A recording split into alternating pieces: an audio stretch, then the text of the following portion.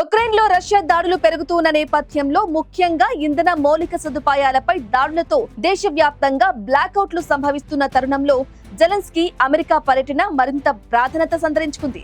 Zelensky America నుంచి బలంగా ఆశించింది Russia సైనిక స్థావరాల లోతులోకి వెళ్లి దాడి చేయగల శక్తివంతమైన టమాహాక్ మిసైల్స్. అయితే జెలెన్స్కీ ఆశించిన విధంగా ట్రంప్ నుంచి సానుకూల స్పందన రాలేదు. టమాహాక్ మిసైల్స్ అందించే అవకాశాన్ని ట్రంప్ చల్లబర్చినప్పటికీ జెలెన్స్కీ మాత్రం నిరాశపడలేదు. ట్రంప్ తమ అభ్యర్థనను మొత్తంగా తిరస్కరించకపోవడం శుభపరిణామమే అని జెలెన్స్కీ వ్యాఖ్యానించారు. పుతిన్ ఈ టమాహాక్ మిసైల్స్ కు భయపడుతున్నారని, అవి ఉక్రెయిన్ కు అందితే ఈ యుద్ధం ప్రమాదకర దిశకు వెళ్తూ ఉందని ఆయన నమ్ముతున్నారని జెలెన్స్కీ చెప్పుకొచ్చారు. ఇక ట్రంప్ పుతిన్ల మధ్య ప్రకటించిన బుడాపెస్ట్ శాంతి చర్చల అంశంపై జెలెన్స్కీ మరోసారి గలమెత్తారు.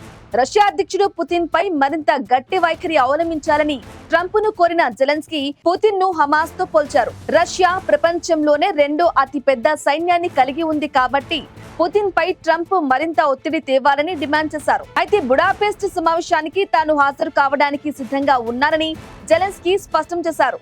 మేము నిజంగా శాశ్వత శాంతిని కోరుకుంటే ఈ విషాదానికి రెండు పక్షాలు భాగస్వాములు కావాలి.